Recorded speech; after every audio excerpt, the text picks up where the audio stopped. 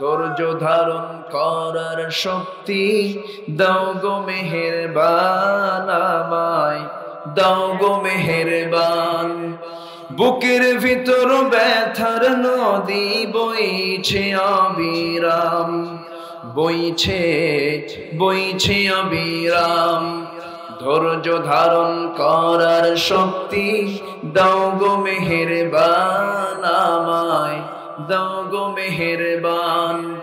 আধার আমার আলো দিয়ে কানাই কানাই দাও ভরিয়ে, আধার আমার আলো দিয়ে কানাই কানাই দাও ভরিয়ে। অন্তর জুড়ে দাও গো প্রভু, অন্তর জুড়ে দাও গো প্রভু ভোরের পাখির গান।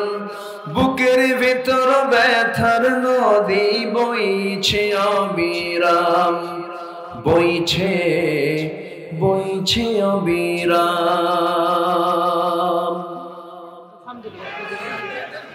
কেউ তো মারহাবা বললেন না, কিছুই বললেন। আচ্ছা, কই ব্যাগগুলো কই? লাল ব্যাগ কই? মা বোনদের কাছে গেছে কিনা? জি আল্লাহ তুমি সবাইকে দিল থেকে দেওয়ার তৌফিক দাও, জোরে বলি আমিন।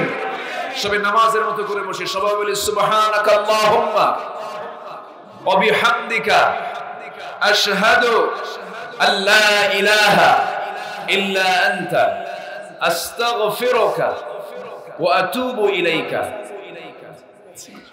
চলে যাচ্ছেন মানে বসেন, পাগল নাকি? বসেন আপনি,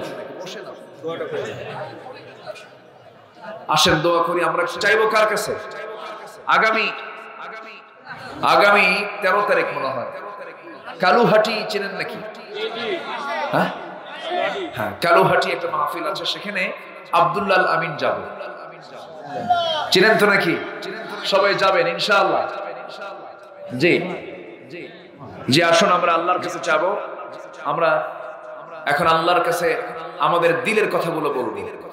আমার প্রিয় ভাই ডক্টর হাবিবুর রহমান, ওনাকে চিনেন আপনারা? ওনাকে চিনেন? আচ্ছা, আলহামদুলিল্লাহ। এত সুন্দর তিনি কথা বলেছেন। আল্লাহ আমাদের সবাইকে জীবনে এই কথাগুলো আমল করার তৌফিক দিয়ে দাও, জোরে বলি আল্লাহুম্মা আমিন। জি আসুন আমরা আল্লাহর কাছে চাবো, আল্লাহর কাছে মাফ চেয়ে আমরা এখান থেকে বিদায় নেব ইনশাআল্লাহ। আল্লাহ তুমি সকলের বাড়ি পর্যন্ত যাওয়াকে তুমি আল্লাহ নিরাপদ করে দাও। আপনি দোয়া করেন।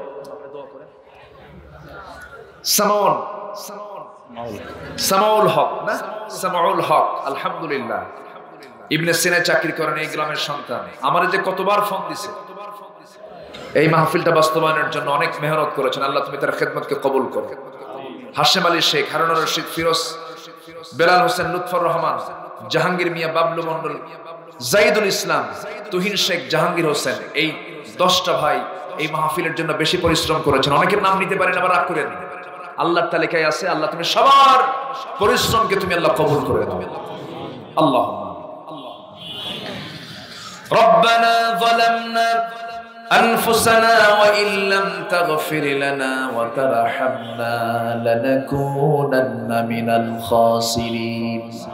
গভীর রাত, নিঝুম রাত, ঝিমানো রাত্রিতে হাজারো মুসলমান নরনারীকে নিয়ে তোমার কালামের 3টা আয়াতকে সামনে রেখে নামাজ না পড়ার কি পরিণতি হতে পারে? আল্লাহ তাআলা স্বপ্নের তৃপ্তির কি কি গুণ থাকা দরকার কিছু কথা বলার চেষ্টা করেছি। 2টা হাত পেতে আছি, আল্লাহ গুনাহের দিকে নজর দিও না। বান্দা মনে করে তামাম জীবনের গুনাহগুলোকে maaf করো। জনম দুঃখিনী মা, জনম দুঃখী বাপ জানজার চলে গেলেন, জিন্দেগীর গুনাহগুলো maaf করে দাও। কবরগুলোকে জান্নাতের টুকরা বানায়া দাও। অনেক আলোচনা শেষ করে বাড়ি ফিরে যাব, বাড়িতে ফিরে গিয়ে সব দেখবো কিন্তু মাকে পাবো না রে। আরে মার মায়াবী মুখ দেখা থেকে কত সন্তান আজকে বঞ্চিত হয়ে আছেন, মা কবরবাসিনী হয়ে গেছে। আল্লাহ গো, যার মা চলে গেল কবরের সমস্ত আযাব maaf করে দাও, কবরগুলোকে জান্নাতের টুকরা বানায়া দাও। চক্ষু বন্ধ করুন, হাত একটু উঁচু করে আল্লাহর শেখানো দোয়া পড়া আব্বা আম্মার জন্য বলুন, রব্বিরহামহুমা কামা রব্বায়ানি সাগীরা। রব্বিরহামহুমা কামা রব্বায়ানি সগীরা রব্বিরহামহুমা কামা রব্বায়ানি সগীরা। ও আল্লাহ, সামাউল হক ভাই তার আম্মার জন্য দোয়া চেয়েছেন, ভারত দুটাই নষ্ট হয়ে গেছে, আল্লাহ গো সিহাতে কুল্লিয়া দান করো, সুস্থ করে দাও। অনেকেই দোয়া চেয়েছেন, যার যা প্রার্থনা তুমি আল্লাহ মঞ্জুর করে নাও। প্রাপ্তবয়স্ক মেয়ে ঘরে আছে, সৎপাত্রস্থ হওয়ার তৌফিকটা দিয়ে দাও। আয় আল্লাহ তাআলা, পুঁজিতে ঘাটতি পুঁজিতে বরকত দিয়ে দাও, ঋণগ্রস্ত ঋণ মুক্ত হওয়ার তৌফিক দিয়ে দাও, রোগাক্রান্ত রোগ মুক্ত হওয়ার তৌফিক তুমি আল্লাহ দিয়ে দাও, রোগ মুক্ত করে দাও।